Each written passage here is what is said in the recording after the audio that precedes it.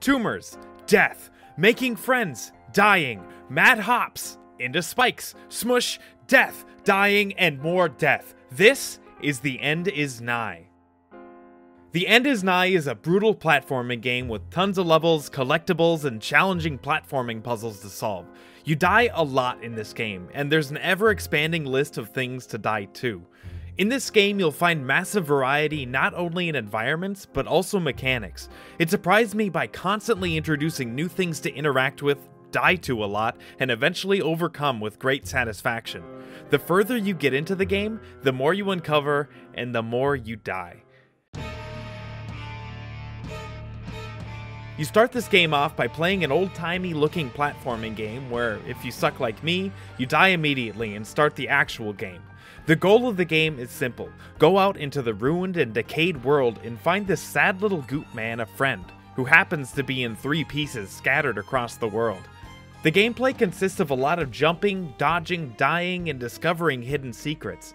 As you go, you uncover a bunch of different levels, each with their own themes, environments, and music. You uncover the world stage by stage until you find a piece of Goop Man's new friend, and keep exploring until you get all 3 pieces. While getting from point A to point B is perfectly fine, the game makes it a bit more interesting by throwing in collectibles in the form of tumors in just about every level. Where the real challenge comes in is figuring out how to actually get to the tumors. Each one is put in a place where you have to use the environment in creative ways to reach them and get out alive to secure it. The cool thing is you can secure the tumor by going either forward or backward, or even to a secret area. If you escape the level with it, you've got it. A lot of the time, this mechanic was a godsend, making otherwise super frustrating ones into just a slight challenge to overcome. I loved this system. It gives you the option to choose the harder path, but it doesn't force it on you, which felt pretty good when there was a particularly hard one to get, and I decided I didn't hate myself that much. Not to mention, you can always go back and collect the ones you missed, and it's tracked very well for you, if you're after that 100%. This serves as a great tool to use to spare your screen from getting a controller thrown into it in a fit of gamer rage. On top of the extra challenge thrown in from level to level, you can also collect these game cartridges in secret areas throughout the world. These give you insanely hard platforming challenges in a classic game setting. You have a certain number of lives and start over at the beginning when you die. And I couldn't do it. Good luck.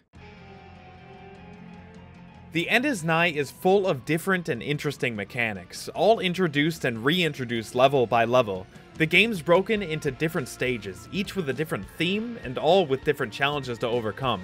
In some levels there's toxic stuff that you need to speed through to survive. In some there's bullets you have to time your jumps around.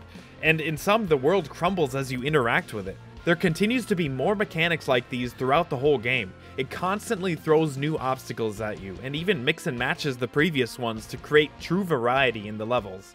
To overcome these obstacles, you need to move in creative ways and move precisely. Luckily, the controls in this game are pretty simple. Run, jump, wall hang, and drop are basically all you have at your disposal, and honestly, the movement feels really good. It kinda has to be though, with the nature of the platforming being so precise. Which brings me to the death mechanic. Dying doesn't mean a lot in this game, and there's really no penalty for it in most of the game. This means that you can try and try again almost instantly after dying, which is really nice because some of these challenges can be hard as hell. It's also really fun looking at how many deaths you've accumulated and being both proud and ashamed at the same time. The late part of the game shakes up the mechanics a bit, giving you a lot more incentive to go out and collect things. I won't go into it too much, but the late game switches things up and I enjoyed the hell out of it. I love the look and the feel of this game. Every level is designed super well and everything gives off the dark apocalyptic feeling that's the central design of the game. The levels are each starkly different in their visuals, enemies, and backdrop. They're consistently interesting and fun to explore, and discovering how the new challenges mix with the themes of each stage is great. The music is also great. Every song is a rendition of a classical tune, and they're all awesome to listen to, and die to. They don't get a lot of time to get stale either, because each stage has a different tune behind it. All in all, loved it. This game definitely isn't for the faint of heart, and while it does take it easier on you than other games of the genre, it'll still whoop your ass. That being said, there's nothing more satisfying than finally beating a level or collecting a tumor that you've dived hundreds of times for. I like this game a lot more than I thought I was going to.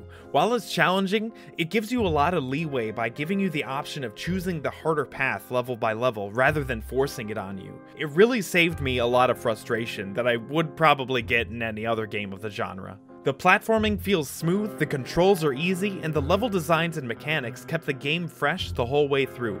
If you're up for a challenge and love a good platformer, then this is the one for you.